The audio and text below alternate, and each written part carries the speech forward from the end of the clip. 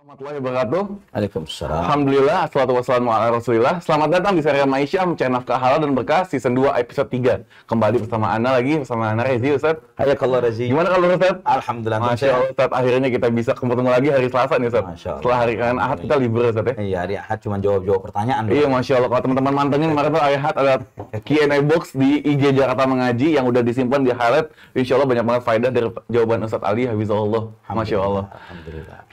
Semoga Ustaz sehat Ustaz ya. Karim, semoga Allah keluarga. Alhamdulillah kelihatan sehat juga, Masya Allah. Alhamdulillah Ustaz, Masya Allah nih Ustaz. Masya Allah.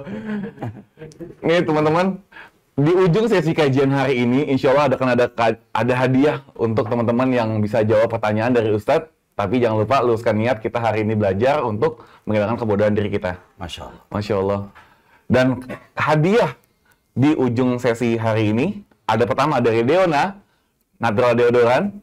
Terus ada Ifah Daily, baju dinas untuk di rumah, Ustaz. Baju dinas untuk istri. Masya Allah. Masya Allah. Dan ada dari Muslimah Basic juga, gamis untuk ibu-ibu dan wanita dan lainnya. Waalaikumsalam. Tapi nih, ada yang tanya nih, Ustaz. Oh, nanti aja kita bahas, Ustaz, ya, tentang ada hal promo-promo rumah. Yang menarik, gitu ya. Ustaz, Ntar aja deh, nanti aja, Ustaz, kita ya, ada insya surprise Allah. di belakang sesi Insya Allah, kajian. insya Allah. Tapi tema hari ini tentang positive thinking, Ustaz. Positive thinking. Ini penting banget kayaknya, Ustaz, untuk Anda pribadi dan kita semua, Ustaz. Masya Allah. Memang kita ini harus positive thinking karena kita tidak bisa ngontrol apa yang terjadi di luar diri kita. Bahkan di fisik kita pun banyak hal yang tidak bisa kita kontrol. Oh, Masya Allah. Ya kan gitu. Ketika kita ini tidak punya modal untuk selalu berpikir positif, yang muncul adalah kekecewaan dan kekecewaan. Putus asa dan bisa jadi gantung diri, bunuh diri, lompat dari apartemen. Alhamdulillah. Tapi Ustaz, mungkin kita langsung aja kepada Ustaz. Tafadhol masykur. Allah barik fiik. Bismillahirrahmanirrahim.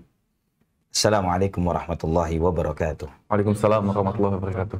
Alhamdulillahi rabbil alamin wassalatu wassalamu ala asyrafil anbiya'i wal mursalin nabiyyina Muhammadin wa ala alihi wa sahbihi wat tabi'in wa man tabi'ahum bi ihsanin ila yaumiddin. Qala Allah jalla wa ala ya ayyuhalladzina amanu taqullaha haqqa tuqatih wa la tamutunna illa wa antum muslimun. Amma ba'd.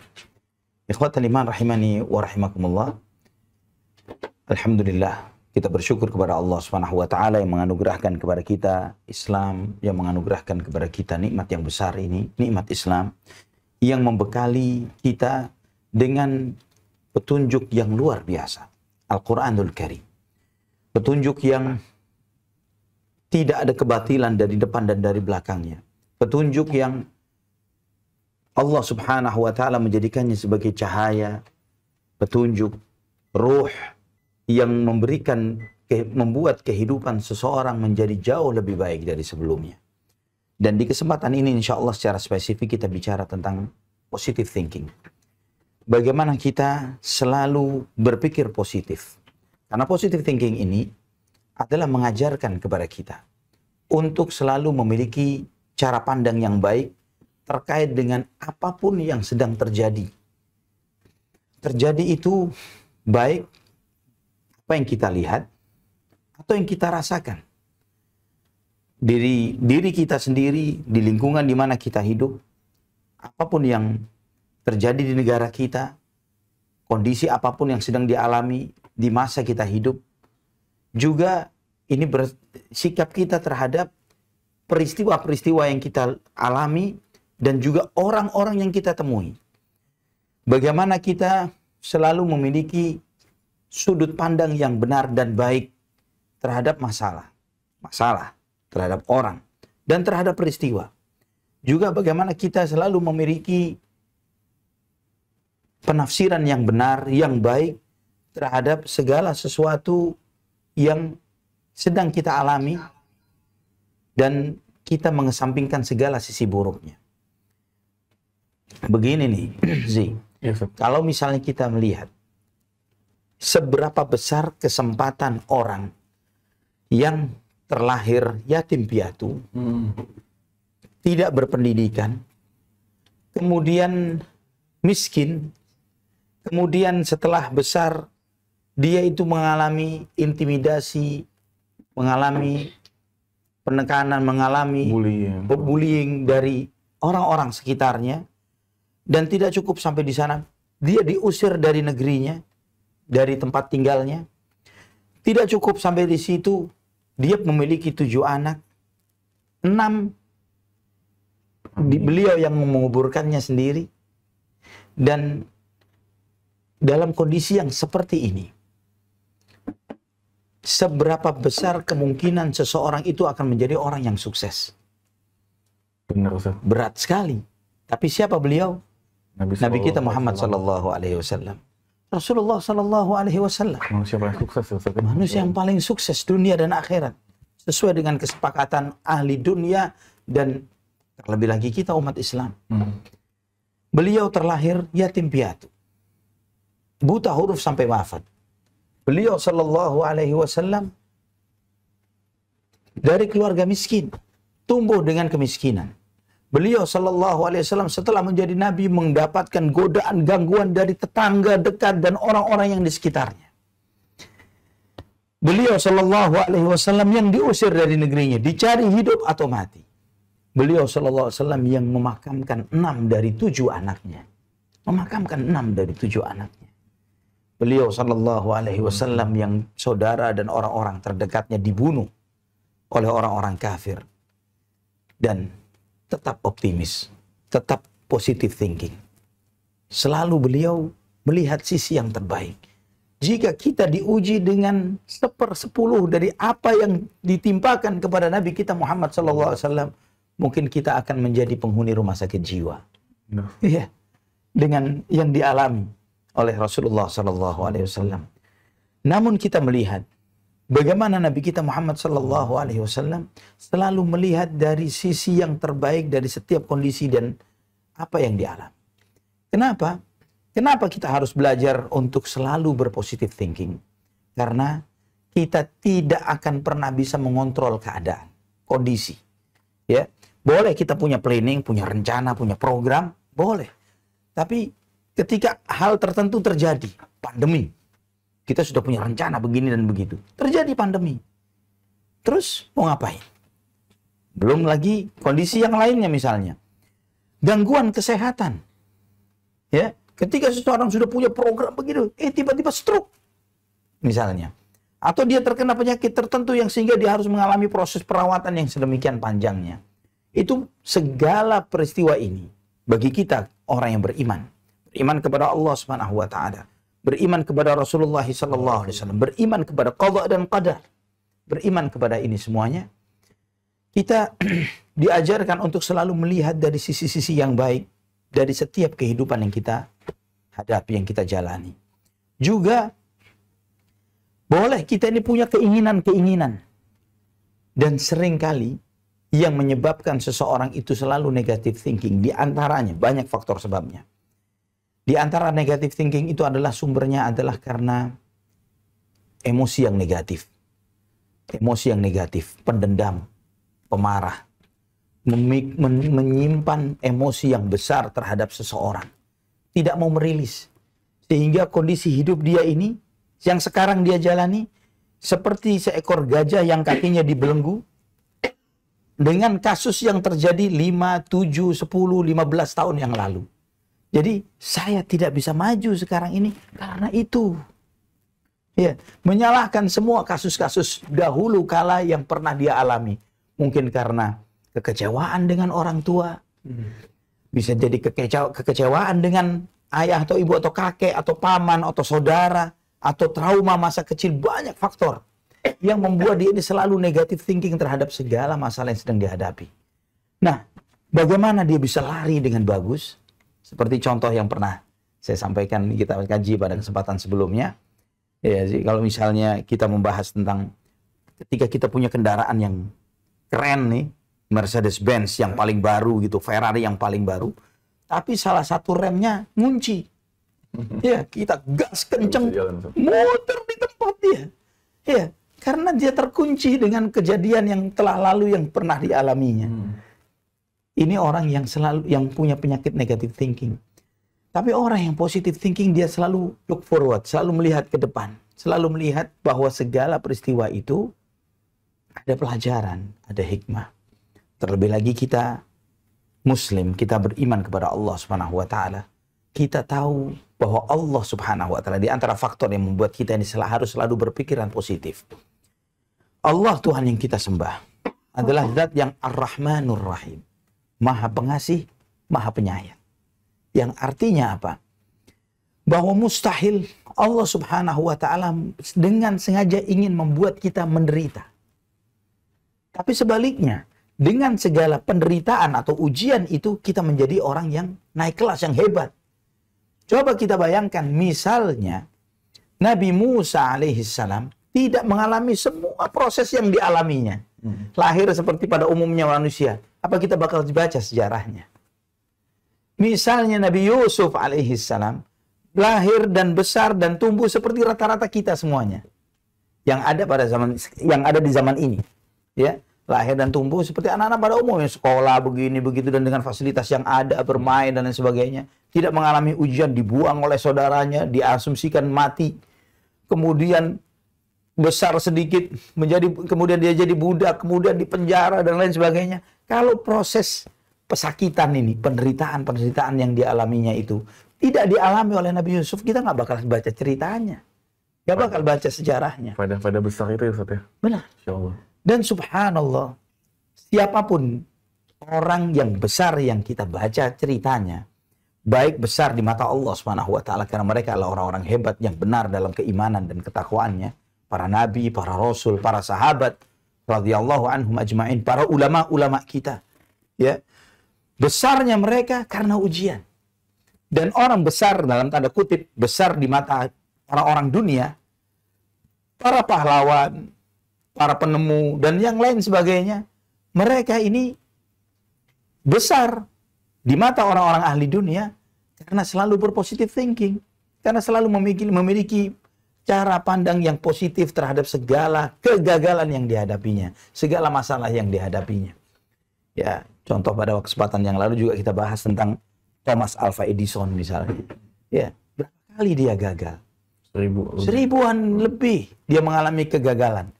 Dan juga kita harus tahu bahwa dia ini bukan kerja sendirian. Memang dikatakan bahwa Thomas Alva Edison penemu, begitu ya. Padahal dia ini disupport oleh puluhan ilmuwan yang mensupport dia dan didanai oleh sebuah perusahaan. Ya, jadi jangan seringkali kita, dia karena dia sendirian dong meneliti begini. Enggak. Dia ada yang mensupport dia. Nah, positive thinking, selalu berpikir positif ini terkait dengan apa yang kita kuasai dari diri kita. Ana tidak bisa menguasai antum. Ana tidak bisa menguasai sikap pasangan Ana tidak bisa menguasai apalagi pejabat pemerintah. Ana tidak menguasai cuaca. Ya, tidak bisa menguasai pandemi. Di luar nih kesehatan, bahkan kesehatan. Ketika mungkin kita bisa menjaga kesehatan, menjaga makan, minum, dan sebagainya. Tapi takdir, kita nggak pernah tahu. Hanya karena salah dalam olahraga saja, bisa membuat banyak orang cacat. Kesalahan dalam olahraga. Ya kan? Kesalahan dalam diet saja, berapa banyak malah die. Itu kan? Hilang T-nya. Itu kan? Ya. Dietnya hilang T-nya die gara-gara. Iya, itu kan ya. Berapa banyak kita tidak menguasai apapun. Kita ini hanya bisa menguasai satu persepsi kita terhadap menyikapi segala sesuatu. Nah, tergantung.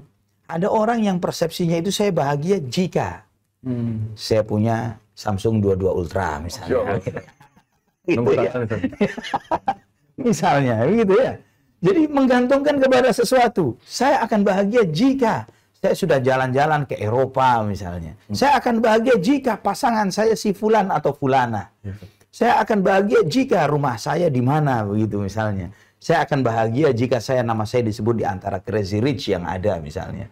Ya, dia menghayalkan bahwa itulah standar bahagia.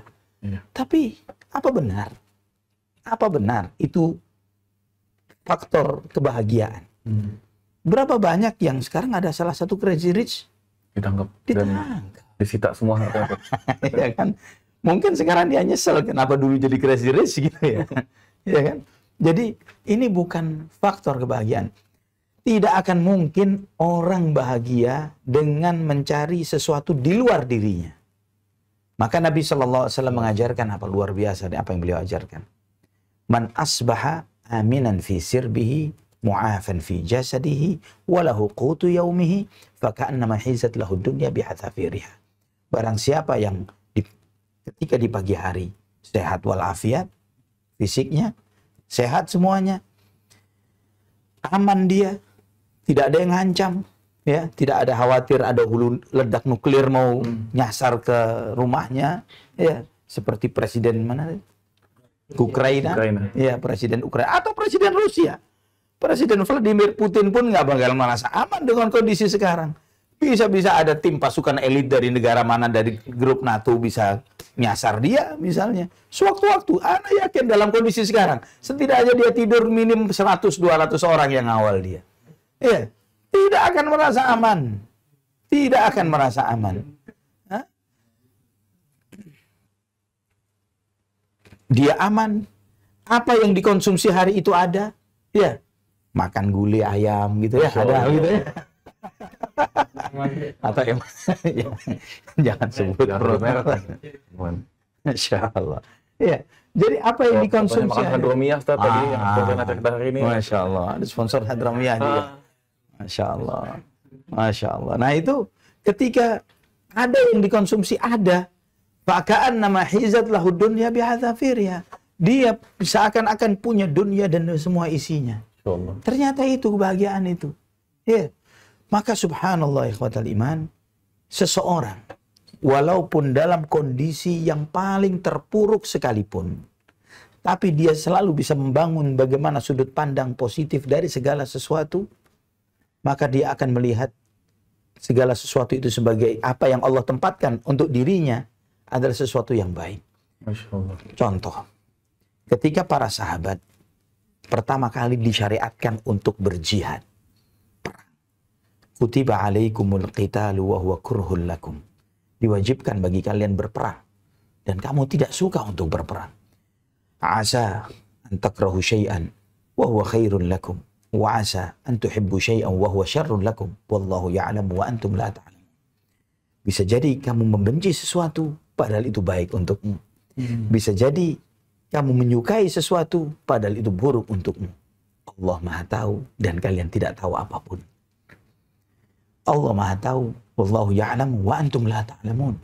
Dan seringkali kalau kita memikirkan hebatnya ayat ini dalam surat Al-Baqarah, Allah sampaikan tentang syariat qital jihad dan terkait dengan hal yang paling mendasar di dalam beriman kepada takdir. Kadang kita ini kalau boleh, misalnya ada seorang, misalnya kita ini dikasih kesempatan untuk mendesain ulang hidup kita semau-maunya kita. Saya maunya wajah model seperti ini. Orang tua model begini dan begitu dan lain sebagainya. Banyak orang menghayal ingin membuat seperti itu. Tapi apa yang bisa dia perbuat? Tidak ada. Tidak sanggup dia melakukan itu semuanya. Dan seringkali dia mengira bahwa apa yang menurut desainnya dia lebih baik daripada apa yang ditetapkan Allah untuknya. Padahal nggak seperti itu sih. Ya, contoh. Allah Subhanahu wa taala mengisahkan di antara kisah Nabi Khidir dan Nabi Musa alaihi wassalam, kisah Nabi Khidir membunuh seorang anak. Ya, anak ini dibunuh. Nabi Musa marah. Ya kan? Kenapa kamu membunuh seorang anak yang tidak bersalah dan berdosa?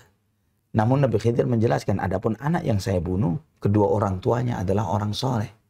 Amal ghulamu fakana fa'amal ghulamu fa'abahu astaghfirullahaladzim. Bahwa kedua anak orang tua itu adalah orang yang saleh. Dan kami khawatir jika anak itu tumbuh dewasa akan membuat orang tua itu menjadi melampaui batas dan mengantarkan kepada kekufuran kedua orang tuanya. Fa'amal ghulamu fakana abawaihi mu'minaini fakhashina an yurhiqahuma tughyana wa kufra. Fa'aradna an yubdilahuma rabbuhuna khairan minhu zakata wa aqraba ruhma. Dan kami menginginkan, kata Nabi Khidir, saya bunuh dia karena Allah Subhanahu wa taala akan menggantikan untuk kedua orang tua itu seorang anak lagi yang bakal lahir yang akan lebih taat kepada orang tuanya dan akan lebih sayang kepada kedua orang tuanya. Ya, ini skenario di balik takdir yang terjadi. Namun kalau kita melihat dari sudut pandang orang tua yang mendapati anaknya mati terbunuh, bagaimana? Menderita, meratap, menangis, Anak saya mati, dibunuh, teganian dan lain sebagainya. Dia mungkin saat ini meratap, menangis dan lain sebagainya. Tapi dia tidak tahu bagaimana skenario besar Allah Subhanahu wa Ta'ala. Takdir besar Allah terhadap hidupnya. Allah mentakdirkan untuk melahirkan untuk dia sesudah ini anak lain yang tumbuh dan lebih baik daripada yang sebelumnya, dan malah taat dengan penuh kasih sayang kepada kedua orang tuanya. Nah, ketika kita menjalani hidup, mungkin ada di antara sebagian kita misalnya sudah menikah sekian lama dan pengen punya anak. Begitu ya. Pengen punya anak, berikhtiar sekian lama untuk pengen punya anak. Tapi tidak kunjung punya anak. Jangan putus asa. Jangan merasa negative thinking. Saya nggak dipercaya sama Allah. Allah belum memberi amanah kepada anak.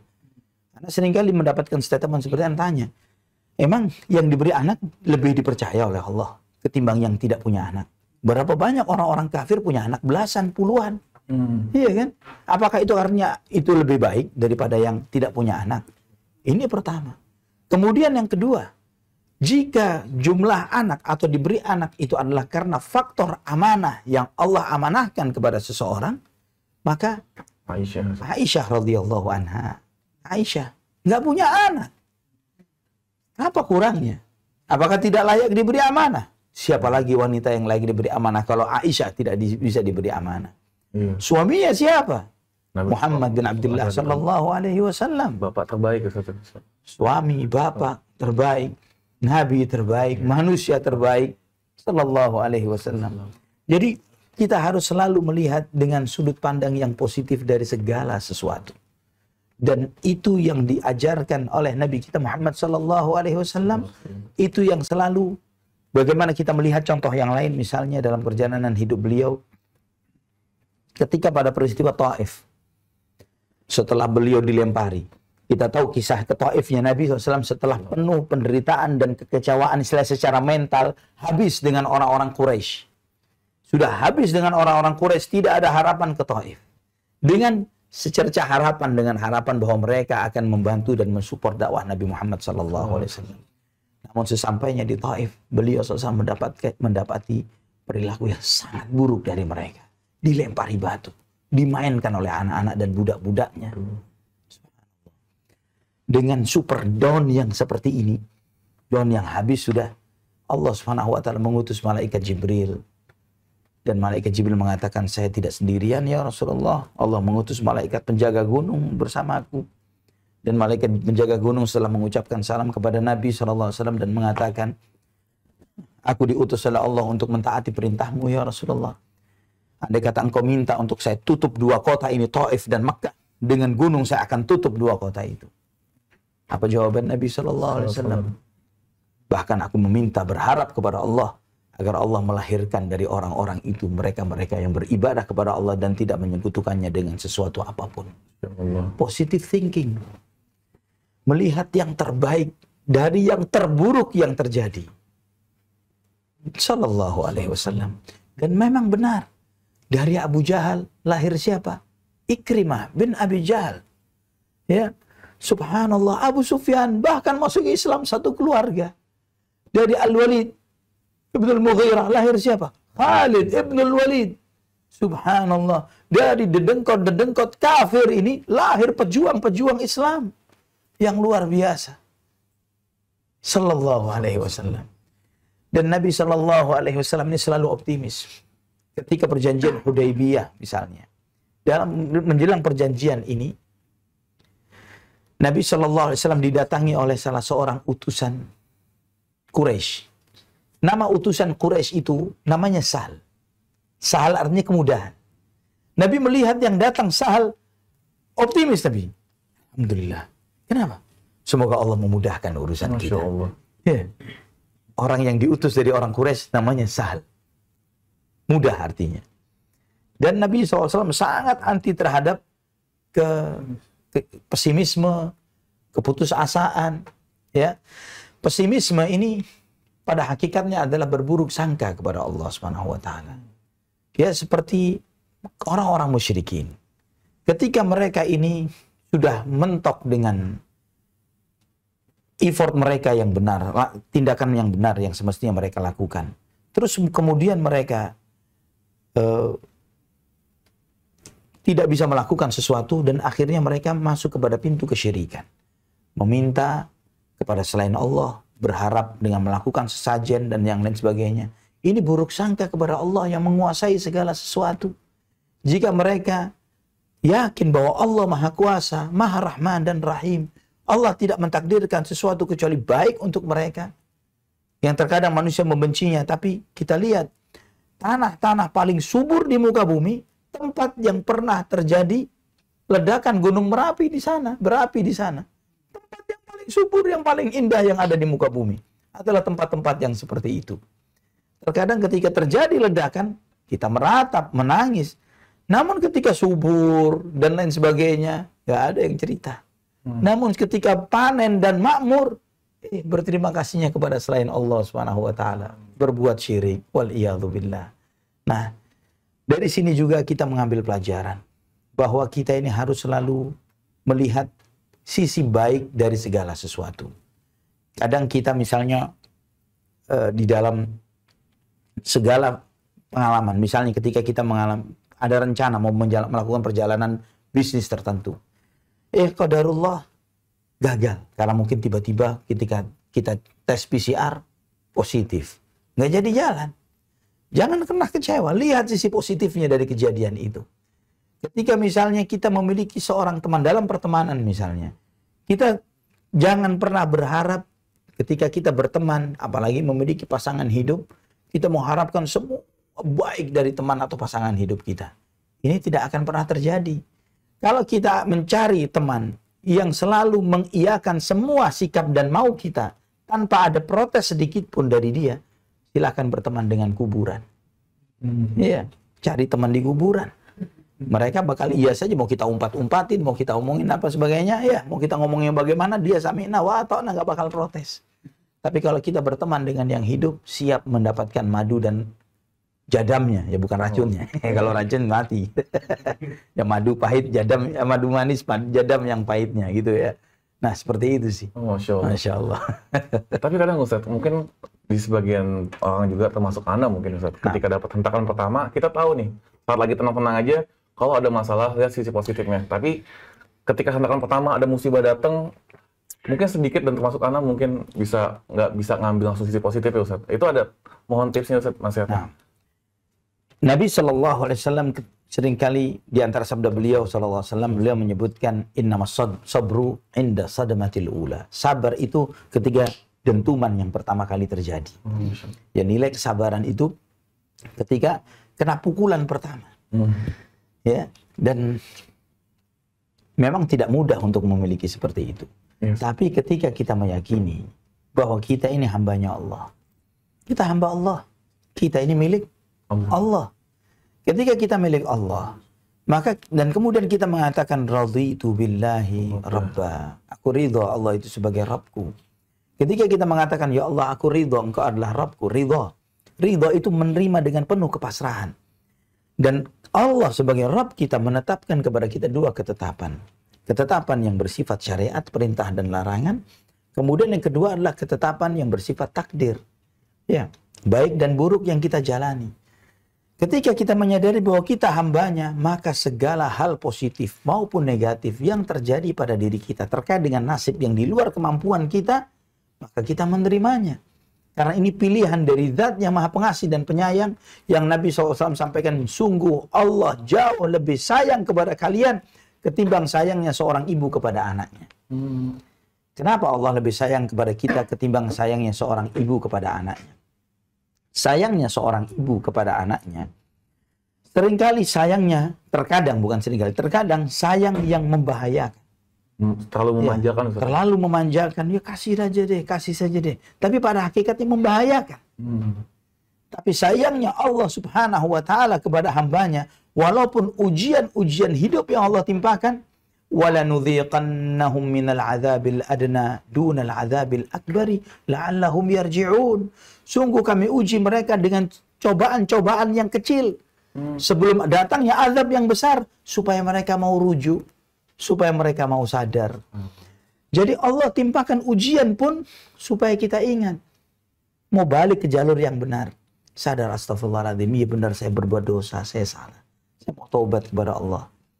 terkadang orang itu hijrah setelah kena benturan-benturan. Tidak sangat banyak yang seperti ini. Ya, setelah mengalami kekecewaan, pilihannya satu di antara dua, bunuh diri atau jadi benar, begitu ya, jadi tobat.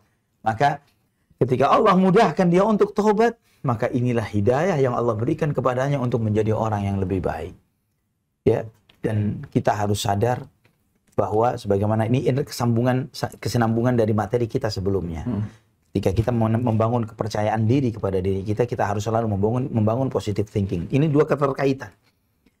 Jangan pernah mengira bahwa kita ini diciptakan sia-sia. Jangan pernah mengira bahwa adanya kita ini kebetulan. Ya kan? Tidak ada kebetulan. Antum ketemu sama anak ini, sudah ada garisnya yang luar biasa. Masya Allah. Ya kan? Takdirnya ini tidak menyangkut dengan takdir antum sama anak saja. Ini menyangkut takdir kedua orang tua kita, kedua kakek kita, kedua mbah buyut kita. Terus, andai kata salah satu kakek nenek kita ini tidak jadian, kita nggak ada. Benar kan? Iya. Salah satu kakek ketujuh misalnya ke atas itu ya, salah satunya bukan beliau yang nikah dengan ini gitu ya. Ini semua nggak jadi. Terus kemudian kita mengatakan ini semua kebetulan. Ini nggak kebetulan. Sudah ada yang ngatur. Sudah ada yang ngatur. Jadi jangan pernah mengira bahwa kita ini tercipta sia-sia. Nggak ada gunanya. Ada fungsinya. Maka kita harus selalu melihat apa fungsi saya di muka bumi. Memberi manfaat kepada siapa? Untuk siapa? Membuat manfaat yang terbesar. Allahu a'lam bishawab. Mengenai positive thinking, Ustaz, mengambil hal yang baik dalam setiap keadaan yang ada, Ustaz. Nah, tapi tetap kadang mungkin di sebagian orang kebahagiaan itu pun nggak muncul dalam dirinya, Ustaz. Tadi yang Ustaz bilang mungkin bisa jadi dia kondisi terpuruk banget, tapi dia tetap bisa merasakan kebahagiaan. Ini ada cerita juga, Ustaz. Sebenarnya dari istri Ana dulu pernah ngeliat ketika di dalam mobil, Ustaz, dia ngeliat ada laki-laki dengan istrinya yang lagi hamil, dorong gerobak, Ustaz. Mungkin dia sepertinya tukang sampah gitu, Ustaz. Dan anak-anak ada 3 di dalam, Ustaz. Di bawah tengah hujan-hujan yang lumayan deras, Ustaz. Dan mereka berlima masih bisa ketawa, Ustaz. Nah, ini mohon nasihat, Ustaz, untuk bisa dapat kebahagiaan seperti yang mereka dapatkan, sedangkan mungkin kita yang bisa hidup enak. Mungkin kita di bawah mobil gitu, Ustaz. Tidur di kasur. Itu mohon nasihat, Ustaz. Mungkin kita juga udah berusaha mencari positive thinking dengan kondisi yang enak kayak kita rasakan gitu, Ustaz. Tapi mereka bisa dapatkan kebahagiaan di bawah tengah hujan malam-malam, Ustaz. Masya Allah. Ana juga pernah melihat yang serupa dengan itu. Bagaimana suami istri tinggal di emperan, tapi bisa senda gurau satu sama lainnya. Tinggal di emperan, ketawa-ketawi satu sama lain. Masya Allah, tabarakallah. Itulah Allah Subhanahu wa Ta'ala kan menyebutkan dalam surat Al-Insyirah, alam nashrah laka sadrak wa wada'na anka wizrak. Bukankah kami yang melapangkan untukmu dadamu? Bukankah kami yang melepaskan beban dari punggungmu? Allah Subhanahu wa Ta'ala menanamkan kebahagiaan. Jadi yang harus kita tanamkan dalam diri kita, bahwa kebahagiaan itu dari Allah, bukan dari yang lain, bukan dari benda, bukan dari fasilitas, bukan dari apapun, bukan dari pakaian bahkan yang nempel di kita. Boleh ambil pakaian, boleh ambil apapun silakan, tapi tidak akan bisa mencabut kebahagiaan di hati kita. Ya. Dan kemudian yang kedua, kita punya modal besar, yaitu apa? Sabar dan syukur. Sabar dan syukur yang membuat kita ini selalu di posisi yang alhamdulillah, selalu mensyukuri nikmat, selalu di posisi alhamdulillah. Ya kan? Ketika kita ditimpa ujian, apapun ujian itu. Di antara nasihat seorang ulama, pernah ada orang datang kepada beliau, dan orang ini mengeluhkan dengan kondisi yang sedang dialaminya. Dia mengeluhkan hubungan rumah tangganya, dia mengeluhkan proyek dan bisnisnya, dia mengeluhkan ini dan itu, beragam masalah yang sedang dia renungkan, yang dia keluhkan. Maka Syekh ini pun bertanya, kamu mengeluhkan banyak hal, iya. Berapa kalau misalnya diakumulasi secara finansial, masalah-masalah ini, masalah dengan keluarga, seringkali kan masalah-masalah ya tidak jauh dari urusan finansial, ya urusan saya pengen ke sana tapi nggak jadi, saya mau ini tapi nggak kebeli dan sebagainya. Hal-hal masalah, oke, diduitkan semuanya. Berapa? Divaluasikan. Ya, divaluasi. Berapa nilainya? 1 miliar. Misalnya nih, 1 miliar kebanyakan ini, paling cuma Tapi sudah deh kasih 1 miliar. Allah kasih 1 miliar kepada kamu, tapi penglihatanmu diambil oleh Allah Subhanahu wa taala. Mau tidak? 1 M tapi penglihatan diambil. Ya nggak mau. Tambah lagi bonus 1 miliar lagi oleh Allah, pendengaranmu diambil oleh Allah Subhanahu wa taala. 2 M nih, tapi mata nggak ada, telinga nggak ada, pendengaran nggak ada. 2 M. Tambah lagi 1 M kamu dibuat bisu oleh Allah Subhanahu wa taala. Nggak mau. Tambah lagi 1 M lagi tapi tanganmu lumpuh, nggak bisa bergerak dan mana-mana. Tambah lagi 1 M kakimu lumpuh. 5 miliar tapi semua nikmat yang sekarang ada pada dirimu diambil oleh Allah Subhanahu wa taala. Mau? Ya hadza, kata orang alim, wahai fulan, kamu ini sekarang sedikitnya punya utang nikmat dari Allah. Lebih kurang lebih 5 miliar, bahkan lebih nilainya. Ya, lebih dari 5 miliar kamu sedang punya utang nikmat dari Allah. Kamu masih mengeluhkan ini dan itu yang lainnya. Ya kan? Masih mengeluhkan banyak hal. Nah, itu kalau kita melihat subhanallah dalam kondisi yang paling parah sekalipun, kondisi ujian yang sedang kita alami, di saat itu begitu banyak nikmat yang bisa disyukuri. Nah, itu. Nah, kalau kita selalu melihat dengan sudut pandang syukur dan sabar, maka bukan masalah gerobak dan mobil. Ya, masalahnya masalah hati. Kalau hatinya syukur, sabar, kapanpun kita terus bisa bahagia. Walaupun dalam kondisi masalah. Nabi SAW dikepung. Nabi SAW selalu menghadapi peperangan, diancam, dan tetap kisah beliau dengan istrinya bersenda gurau. Ya, rumah Nabi dibandingkan dengan studio ini, berapa kali lipatnya studio kita ini. Iya kan? Alas tidur Nabi SAW membekas di punggungnya. Tidak ada penerangan. Seumur hidup tidak pernah duduk di atas kursi. Tidak pernah makan di meja makan, sallallahu alaihi wasallam. Tidak pernah kenyang dalam 2 hari berturut-turut seumur hidupnya sampai mati. Ini Nabi SAW, tapi manusia paling bahagia. Allah Alhamdulillah. Ustaz, anak speechless ya, Ustaz. Jazakumullah khairan. Alhamdulillah. Alhamdulillah. Semoga kita semua dijadikan taufik Allah untuk selalu kita diberi bersyukur. Potensi untuk selalu bisa positive thinking. Nah. Allah. Ada pertanyaan nggak ini? Langsung sih pertanyaan Ustaz. Bener-bener dalam banget. Apalagi tambah lagi sisi pandemi 2 tahun ini, banyak yang kejadian dia harus sulit untuk bernafas oksigen dan dia harus beli tabung oksigen itu ternyata mahal banget. Kita lihat langsung ternyata kondisi seperti itu tuh ada. Peringatan dari Allah. Dinilaikan oksigen ini ya Allah mahal ya Ustaz. Peringatan dari Allah. Allah ingatin kita selama ini nggak pernah bersyukur. Iya. Insya Allah. Oke teman-teman, di sesi yang sangat dalam ini, Masya Allah, banyak banget pelajaran yang bisa diambil, khususnya banyak mungkin di depan mata kita, yang kita lihat mungkin jauh di bawah kita, Ustaz. Nah. Fasilitas-fasilitas yang Allah kasih, tapi dia bisa lebih bahagia dibanding kita. Tidurnya lebih nyenyak, bisa ketawa juga, Ustaz. Benar. Karena bahagia itu di sini. Masya Allah. Karena kadang melihat bagaimana orang yang sedang dipenjara, tapi bisa bahagia. Iya. Dan itu, ini lebih lagi. Di penjara, diintimidasi, tapi tidak kehilangan kebahagiaannya. Karena mereka boleh mengambil tangan, boleh mengambil kaki, boleh mengambil ini, tapi tidak bisa mengambil hati, mengambil iman. Ya, tidak bisa mereka mengambil iman. Syekhul Islam, Ustaz. Syekhul Islam Ibnu Taimiyah, para sahabat, Bilal bin Rabah, ya, Khabbab ibn al-Arad, dan yang lainnya. Manusia-manusia paling bahagia. Insya Allah.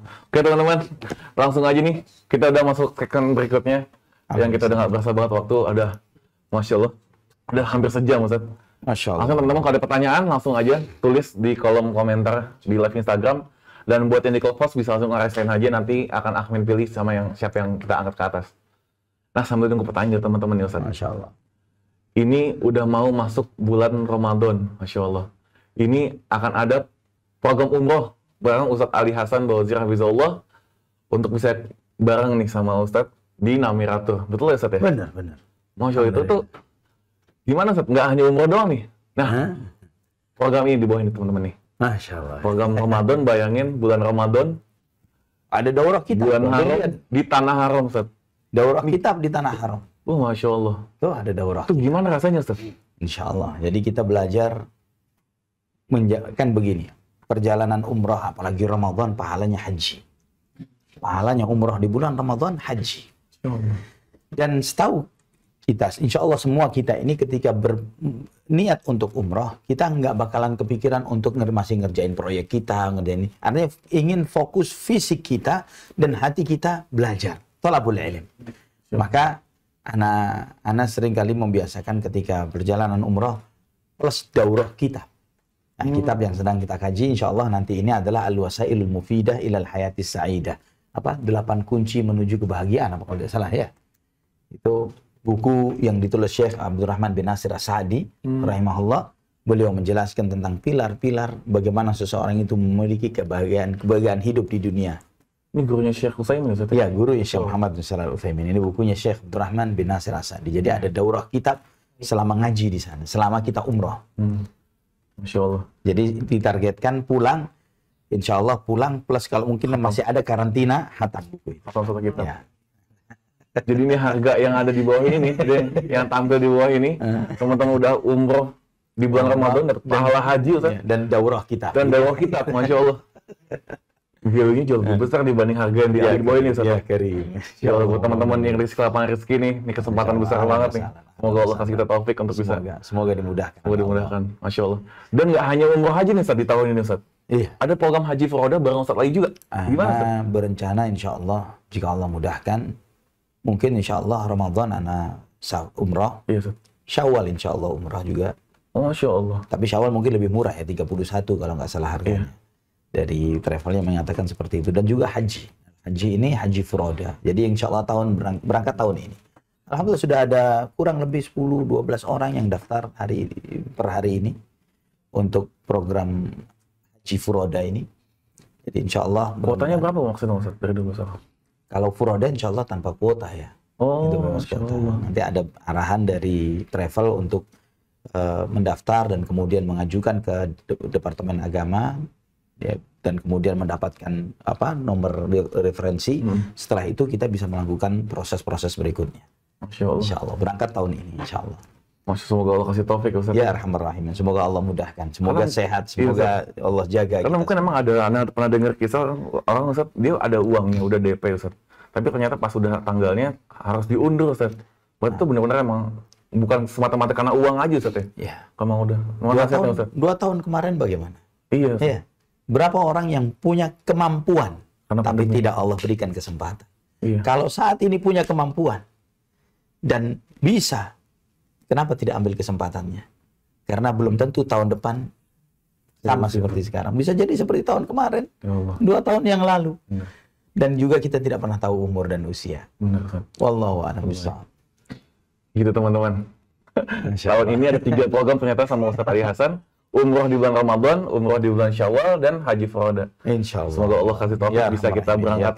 Haji furoda khususnya Ustaz. Mohon doanya Ustaz. Insya Allah. Allah mudahkan kita bisa berangkat haji furoda. Allah barik. Insya Allah. Oke, gimana Akmin pertanyaan di Instagram? Coba tolong digeser sedikit nih Akmin. Dari Sumaya.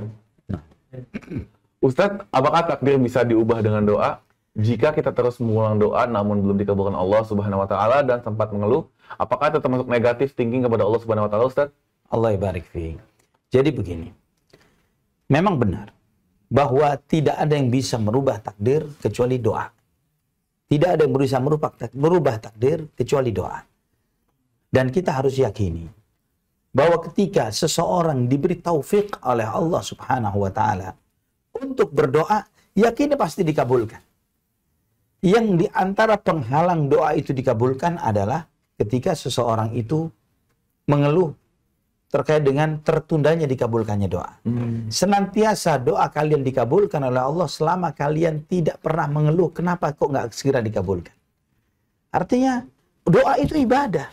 Tugas kita sebagai manusia beribadah. Minta saja kepada Allah. Jangan minta target kepada Allah dan kita rasakan tahu-tahu Allah beri. Yakin seperti itu. Jangan ngejar target kepada Allah karena Allah yang Maha tahu kapan layaknya kita diberi.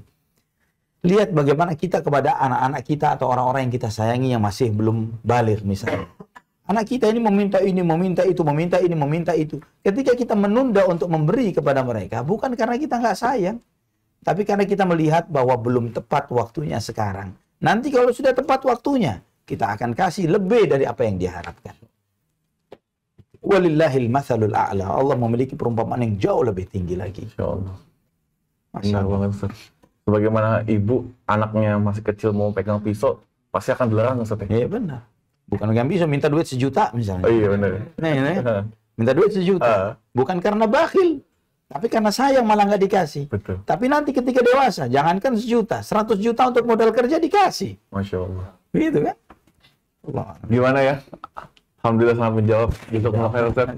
Pertanyaan selanjutnya dari Ari AMR. Assalamualaikum, Ustaz. Waalaikumsalam warahmatullahi wabarakatuh. Qadarullah, saya dan keluarga diuji ekonomi selama hampir 6 tahun. Tapi walhamdulillah kami bersabar. Harapan kami semoga Allah menggantikan dengan yang lebih baik. Mohon nasihatnya ya, Ustaz. Allah barik fiik. Naam. Ujian ekonomi itu ujian yang termasuk ujian paling ringan. Paling ringan ujian ekonomi.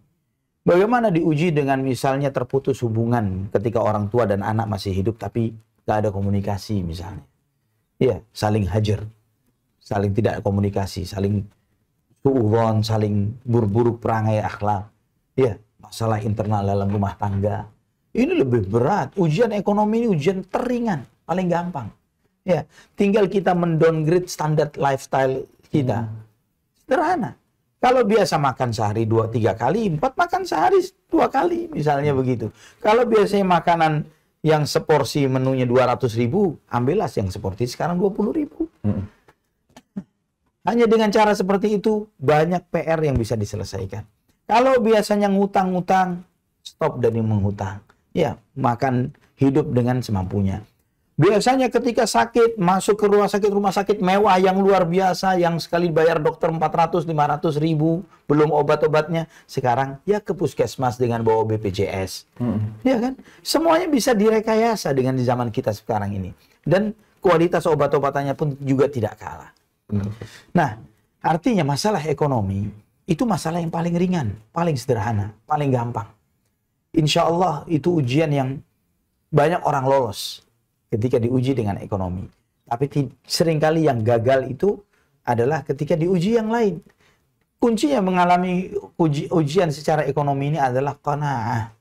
Qanaah itu merasa cukup dengan nikmat yang Allah berikan kepada kita sekarang. Ya. Jangan baper dengan apa yang Allah beri kepada orang lain. Jangan melihat orang lain lebih Masya Allah. Karena kita kalau mau misalnya begini. Kadang seringkali kita melihat gaya hidup seseorang, kita iri. Enaknya si fulan ya, rumahnya di sono. Enaknya si fulan, hartanya segini. Dan lain sebagainya. Kita melihat dari sisi zahirnya. Kita tidak melihat masalah-masalahnya. Insya Allah kalau kita sempat 2, 3, 4 malam di rumah orang itu, kita alhamdulillah saya jadi begini saja, alhamdulillah nggak kayak orang itu, ya kan? Ngapain? Ternyata kaya raya, sukses, terkenal dan lain sebagainya. Ternyata nggak bisa tidur kecuali pakai narkoba misalnya. Akhirnya digerebek sekeluarga, ya kan? Padahal sebelumnya kayak iri kita, ya Allah kepingin jadi keluarga seperti orang seperti itu gitu ya, kaya raya dan lain sebagainya. Tapi ternyata mereka punya masalah yang jauh lebih berat daripada kita. Ujian ekonomi itu yang paling ringan. Syukuri kalau cuma diuji cuma itu saja. Mungkin ada tipsnya juga untuk dia bersabar, Ustaz. Mungkin kalau tadi kan dari segi masalah lifestyle, Ustaz. Dia bisa sangat downgrade. Tapi bisa aja ada kasus yang dia ekonomi lagi turun, tapi ada tanggal yang harus dia bayar. Dan ternyata mungkin uangnya belum ada, Ustaz. Itu mohon nasihatnya supaya dia bisa begini, survive gitu, Ustaz. Target tagihan ya. Tagihan konteksnya begitu misalnya, ya. Tagihan. Entah mungkin kontrakan udah tanggal tapi uangnya ternyata belum ada gitu, Ustaz. Ya. Ketika menghadapi tagihan yang jatuh tempo dan tidak sanggup untuk membayarnya. Pertama minta kepada Allah Subhanahu wa taala. Karena Allah yang mengatur segala sesuatunya, termasuk hati yang punya kontrakan. Betul. Gitu ya. Hati yang punya kontrakan. Minta terus kepada Allah. Dan setelah itu gentleman, hadapi orang itu. Maaf Pak, saya tidak sanggup membayar, belum bisa sekarang. Tapi saya minta spare waktu begini dan begitu dan sebagainya. Ketika kita tidak lari dari tanggung jawab dan jangan terlalu, istilahnya bolehlah kita memikirkan itu, tapi memikirkan untuk mencari solusi, bukan memikirkan untuk diratapi. Beda ya, memikirkan untuk cari solusi dengan kenapa begini meratapi suatu masalah tidak akan menyelesaikan masalah itu. Kalau meratapi masalah, curhat ke sono sini dan lain sebagainya bisa menyelesaikan masalah, duit sebanyak-banyak mungkin. Tapi kenyataannya nggak bisa. Ya, mau meratap model apa, mau ngeluh, mau teriak-teriak di atas Monas, nggak bakal selesai masalahnya. Ya, malah bisa-bisa diusir dari kontrakan. Karena udah gila nih orang, gitu kan. Tapi ketika kita menghadapinya dengan positive thinking, meminta kepada Allah, berharap kepada Allah, ikhtiar yang benar, datangi yang punya kontrakan misalnya. Maaf, saya belum bisa sanggup juga membayar sekarang. Atau ini nih, misalnya harusnya bayar 1 juta nih. Cuman apa nih, di kantong saya cuma ada 100.000, tolong diterima. Ini bentuk komitmen saya. Ya, misalnya. Bahwa saya bukan mau nggak bayar, tapi kondisi saya seperti ini, tolong dimengerti. Insya Allah banyak jalan untuk memudahkan. Dan kita melihat banyak diri kita, teman-teman kita, sahabat kita, yang ketika terus berpositif thinking kepada Allah, berhusnudzon kepada Allah Subhanahu wa Ta'ala, Allah mudahkan banyak hal. Banyak hal. Masya Allah. Jadi gitu ya, teman-teman. Sangat menjawab nih, Masya Allah, dari segala sisi. Jazakallah khair. Allah barik fiik. Dari Salsabil. Assalamualaikum warahmatullahi Waalaikumsalam. Waalaikumsalam warahmatullahi wabarakatuh. Barakallahu fiik Ustaz, atas ilmunya. Izin bertanya, apakah ada doa agar kita senantiasa bisa bersyukur dan bersabar? Jazakumullah khair. Agar selalu Bisa bersabar dan bersyukur. Ustaz. bersabar dan bersyukur. Ada doa yang Nabi SAW ajarkan, di antaranya Nabi SAW mengajarkan, Allahumma ati nafsi taqwaha, fazakkiha, anta khairu man zakkaha, anta waliyuha wa maulaha. Allahumma ati nafsi taqwaha. Ya Allah, berikanlah kepada diriku ketakwaannya. Fazakkiha, bersihkanlah jiwaku ya Allah. Anta khairu man zakkaha. Engkaulah sebaik-baik yang mensucikan jiwaku ya Allah. Anta waliyuha wa maulaha. Engkaulah pelindung dan penghayom hatiku ya Allah.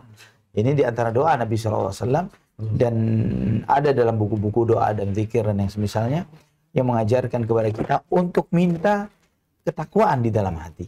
Dan di antara pilar takwa adalah sabar dan syukur. Ya, pilar ketakwaan adalah sabar dan syukur.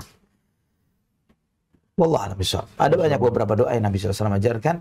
Di antaranya Nabi SAW mengajarkan doa cukup panjang, biasanya dimasukkan oleh para ulama dalam doa kafaratul majlis. Karena memang Nabi SAW tidaklah berdiri dari satu majlis, kecuali beliau SAW membaca di antara doanya, cukup panjang doanya, Allahumma qsim lana min khasyatika ma tahulu bihi bainana wa baina ma'asik, wa min ta'atika ma tuballighuna biha jannatak, wa min al-yaqini ma tuhawwinu bihi alayna masa'ib ad-dunya. Allahumma matti'na bi asma'ina wa absarina wa quwwatina ma ahyaytana waj'alhu al-waritha minna waj'al tha'rana 'ala man zalamana wansurna 'ala man 'adana wa la taj'al musibatana fi dinina wa la taj'al ad-dunya akbara hammina wa la mablagha 'ilmina wa la tusallit 'alaina man la yakhafaka wa la yarhamuna.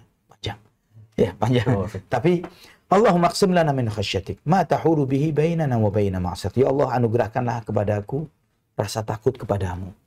Yang dengan rasa takut ini ya Allah akan menghalangiku dari berbuat dosa, bermaksiat kepadamu. Allahumma qsim lana min khasyatika ma tahulu bihi bainana wa baina ma'syatik. Wa min ta'atika ma tuballighuna biha jannatak. Anugerahkan kepadaku ya Allah untuk selalu taat kepadamu, yang dengan itu aku sampai ke surgamu. Wa min ta'atika ma tuballighuna bihi wa min al-yaqini ma tuhawwinu bihi 'alaina masa'ibad dunya. Anugerahkan kepadaku ya Allah keyakinan, yang dengan keyakinan itu akan meringankan bagiku segala musibah-musibah dunia. Allahumma matti'na, ya Allah anugerahkan kepadaku min asma'ina wa absarina wa quwwatina. Jagalah penglihatanku ya Allah, pendengaranku ya Allah, kekuatanku ya Allah, ma ahyaitana. Selama aku masih hidup, jagalah semua organ ini ya Allah. Ya kan? Allahumma mati'na bi asma'ina wa absarina wa quwwatina ma ahyaitana waj'alhu al-waritha minna. Dan jadikanlah ya Allah ini sebagai potensiku untuk beramal soleh dengan panca indera yang Allah berikan. Waj'al tha'rana 'ala man zalamana wa la taj'al musibatana fi dinina.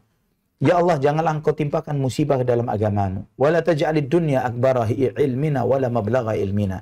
Janganlah engkau jadikan dunia ini ya Allah sebagai puncak ilmuku dan puncak cita-citaku. Ini masih panjang doanya yang Nabi SAW ajarkan, tapi ini doa yang luar biasa yang diajarkan oleh Nabi kita Muhammad SAW. Biasanya di dalam buku-buku doa dan zikir masuk dalam bagian doa selepas majelis, ya, selesai dari suatu majelis. Itu biasanya Nabi SAW berdiri berjalan sambil membaca doa tersebut. Sallallahu alaihi wasallam. Nah, jawab ya insya Allah ya. Insya Allah. Assalamualaikum Ustaz, semoga Allah rahmati Ustaz. tim kajian dan kaum muslimin. Allahumma amin. Nasihat untuk pemuda agar positive thinking di atas hidayah. Satu sisi pemuda berpotensi besar melakukan banyak kemaksiatan. Nah,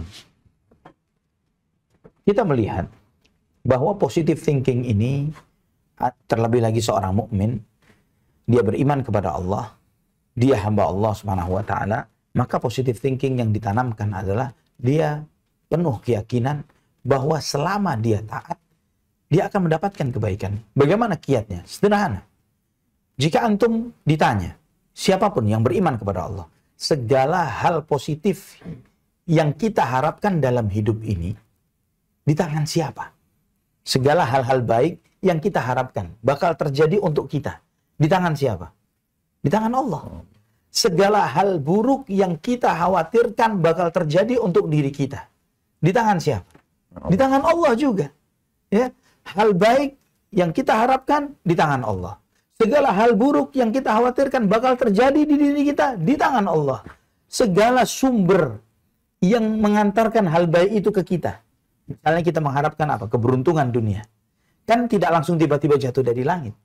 Tapi dari sosok-sosok tertentu yang ada di dunia ini, kita nggak tahu siapa dia.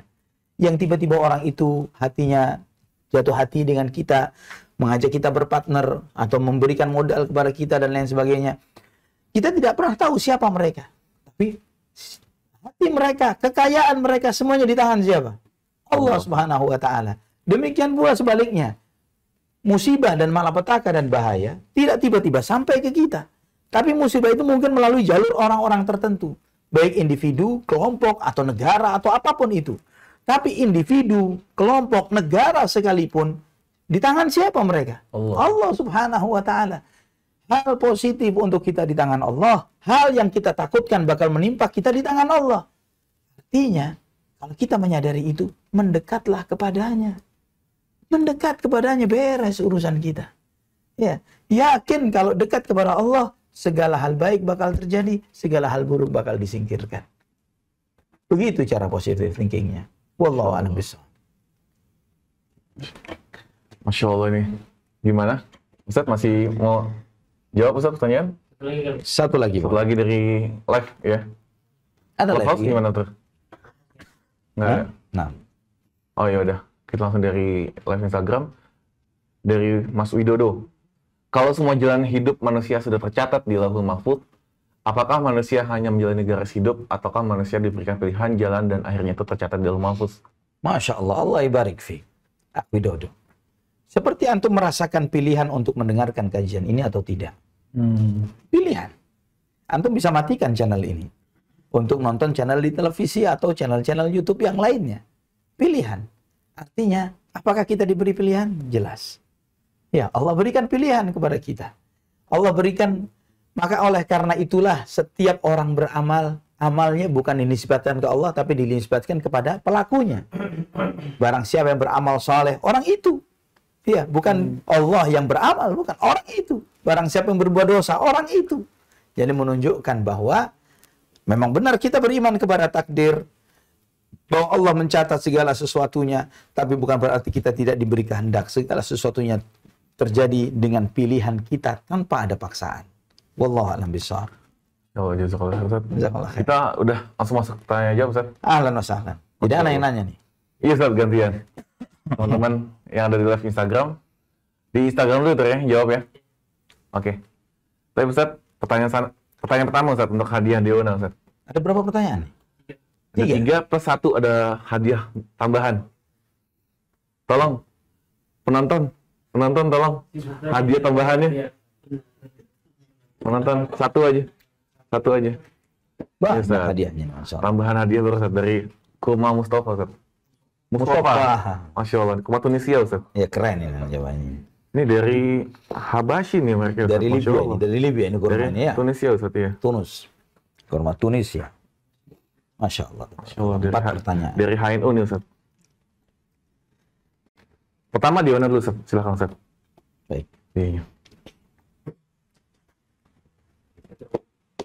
Di Instagram ya teman-teman, pantengin ke Instagram yang mau jawab pertanyaan. Nah, sebutkan yang ringan aja dulu ya. Iya Ustaz. Ringan aja. Deona ringan aja biar banyak yang dapat Ustaz. Begitu ya, Masya Allah. paman Nabi SAW yang mengasuh beliau setelah wafatnya kakek beliau siapa? Oke. Pamannya Nabi Paman SAW. Nabi SAW yang mengasuh Nabi Muhammad SAW setelah wafatnya kakek beliau. Oh, Masya Allah. Ayo teman-teman, jawab di komen kolom Instagram live-nya. Ahmin, tolong dibukakan. Ya, Nah, ternyata ada kurang jawab. silakan jawab.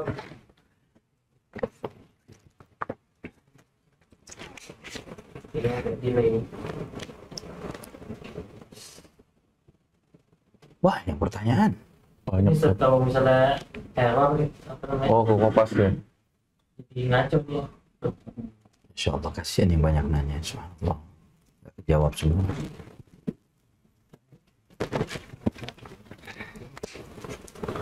Siapa pamannya Nabi SAW yang merawat beliau setelah meninggalnya? Itu penting jawab.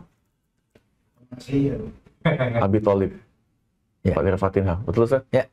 Nah, Barakallahu fiik, Fatinha. Jangan lupa di screenshot ini kalau komen anti dan kirim DM ke Ahmin Jakarta Mengaji. Tulis Ya. nama, alamat lengkap, dan nomor handphone. Nanti insya Allah akan dikirimkan dari Deona, Deodora Natural. Ini ada siapa Sinta Rahayu, mohon jawab untuk pertanyaan apa pertanyaan beliau. Berkali-kali beliau menyebutkan.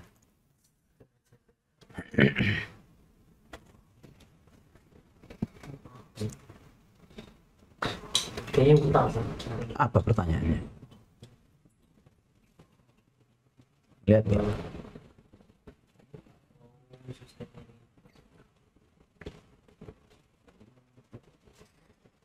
Insya Allah.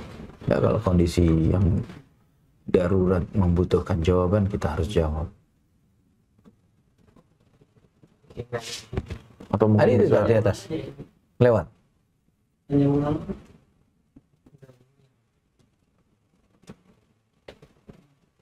Tapi di sini ada sih. Apa? Apa Iya, pertanyaannya? Ahmin. Apa pertanyaannya? Mereka mati. Ya, Ustaz. Apa pertanyaannya? Dari Sinta, Assalamualaikum Ustaz, izin bertanya, apakah berdosa saya sering merasa sedih dengan memikirkan hutang-hutang saya yang belum terbayar walaupun sudah berusaha? Memikirkan hutang-hutang yang belum terbayar walaupun telah berusaha. Hutang kalau sudah terjadi itu takdir. Ya, hutang jika sudah terjadi itu takdir. Ya, ketika kita berhutang, Nabi harus ingat. Salatun haqqun 'alallahi 'aunu. Ada 3 golongan manusia yang Allah berhak menolong mereka. Di antaranya adalah orang yang berhutang dan dia niat untuk bayar. Dalam pertolongan Allah. Artinya ketika seseorang berhak untuk ditolong oleh Allah Subhanahu wa taala harus optimis. Harus optimis, ikhtiar. Jangan terlalu kepikiran, ya. Memang memikirkan untuk membayar hutang harus, ya. Tapi yang harus dipikirkan apa solusi yang langkah apa yang bisa dilakukan. Jangan meratapi hutang itu. Dan kemudian yang harus disadari, jika hutang itu sumbernya dari hutang riba, taubat, stop. Ya, taubat dari hutang riba. Jika itu faktornya adalah karena riba ini, hutang riba itu seperti orang yang minum air laut. Dia tidak akan pernah puas kecuali sampai dia tenggelam. Seperti minum air laut, tidak akan pernah puas, akan terus kehausan. Jika itu sebabnya adalah hutang riba, taubat kepada Allah dengan taubatan nasuha. Andai kata bentuk taubatnya adalah dengan harus disita aset yang menjadi jaminannya, sita aset itu sebagai bentuk taubatnya. Ambil, serahkan asetnya sebagai bentuk taubat kepada Allah Subhanahu wa taala. Jangan berat untuk melakukan hal itu sebagai bentuk taubat kepada Allah Subhanahu wa taala. Namun jika bukan bagian dari hal tersebut, minta kepada Allah Subhanahu wa taala. Ada doa Nabi sallallahu alaihi wasallam yang diajarkan kepada Ali bin Abu Thalib radhiyallahu an, dan kemudian ada seorang budak yang datang kepada Ali dan mengatakan bahwa saya punya hutang besar untuk menebus diri saya, tapi saya tidak sanggup membayarnya. Maka Ali bin Abu Thalib pun mengajarkan kepada orang tersebut, maukah kamu saya ajarkan suatu doa yang diajarkan oleh Nabi Shallallahu Alaihi Wasallam? Andai kata hutangmu sebesar gunung sekalipun, disebut nama gunung tertentu, pasti dibayar oleh Allah Subhanahu Wa Taala. Apa itu doanya? Allahumma kfini bihalalika an haramika waghnini bifadlika amman siwa. Allahumma kfini bihalalika an haramik waghnini bifadlika amman siwa. Ya Allah, cukupkanlah aku Allah makfin bihalalika an haramik. Ya Allah, cukupkanlah aku dengan yang halal darimu sehingga aku terjauh dari yang haram yang kau haramkan. Waghnini bifadlika amman siwak, dan cukupkanlah aku dengan karuniamu sehingga aku tidak bergantung dengan karunia orang lain. Insyaallah. Wallahu a'lam bishawab. Silahkan cari doa membayar hutang yang diajarkan Nabi Muhammad SAW dan amalkan.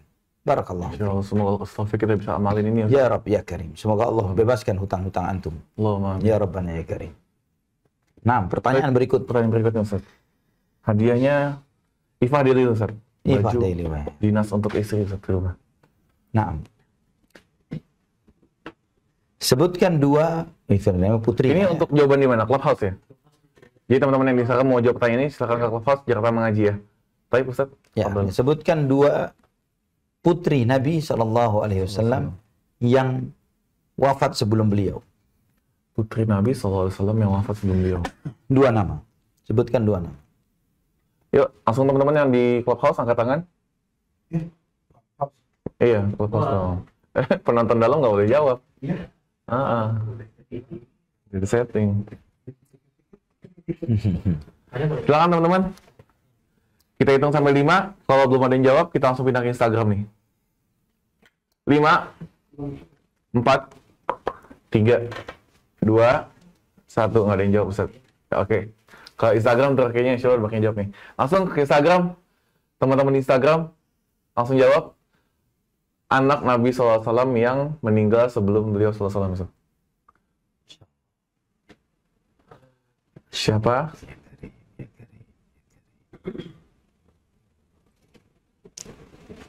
Banyak pertanyaan, kasihan banget.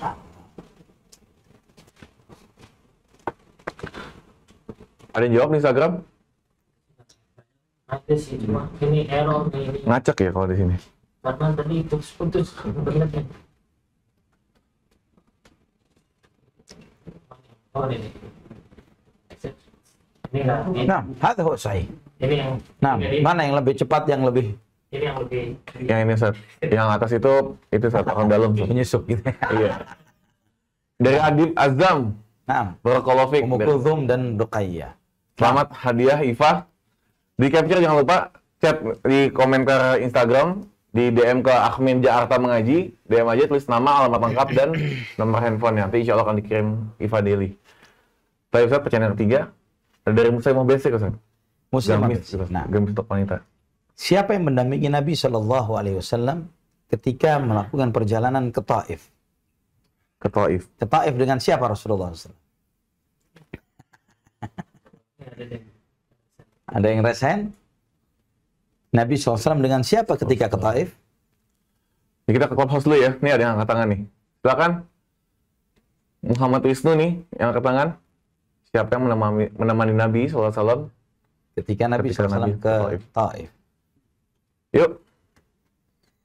Kita nyalakan dulu ya. Lagi. My email. Silakan. Assalamualaikum warahmatullahi wabarakatuh. Muhammad Wisnu. Waalaikumsalam. Baik. Iya, silakan. Siapa yang mendampingi Nabi SAW di saat ke Taif? Jawabannya? Sahal. Siapa namanya? Sahabat Sahal. Belum. Bukan. Bukan. Bukan. Ketika hijrah, ketika ke Taif. Baik, Nabi kita sallallahu langsung alaihi masukin wasallam. audiens lagi ya, Ahmed. Sana. Silakan. Assalamualaikum.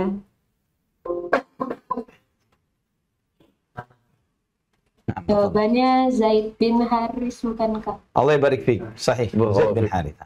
Barakallahu fiik. Sahih. Selamat, jangan lupa Bakalofik di capture apa layar handphonenya yang di Clubhouse dan DM ke admin Jakarta Mengaji, tulis nama, alamat lengkap dan nomor handphone. Insya Allah akan dikirimkan hadiah Muslimah Basic Ustaz. Alhamdulillah. Baik, pertanyaan ketiga Ustaz. Udah 3 pertanyaan Ustaz. Sampai yang keempat dari Mustafa Des Ustaz. Ke rumah Mustafa. Ke rumah Tunisia dari HNU nih, Masya Allah. Masya Allah. Silakan Ustaz, pertanyaan terakhir. Memang anak senang bertanya terkait dengan sirah Nabi Muhammad SAW supaya kita semakin kenal dengan beliau. Ya, supaya jangan sampai kita mengatakan mengidolakan Nabi Muhammad sallallahu alaihi wasallam tapi nggak kenal sama sekali dengan Nabi sallallahu alaihi wasallam. Ya, yang benar adalah Zaid bin Harithah sahih. Barakallahu fiik.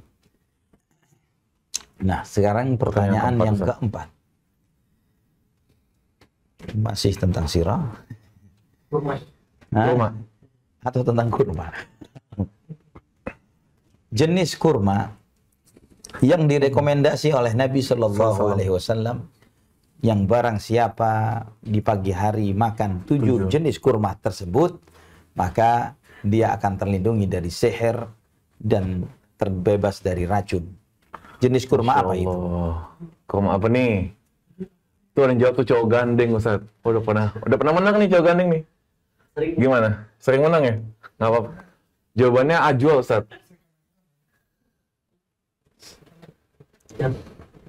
Udah jawab yang coba ganti.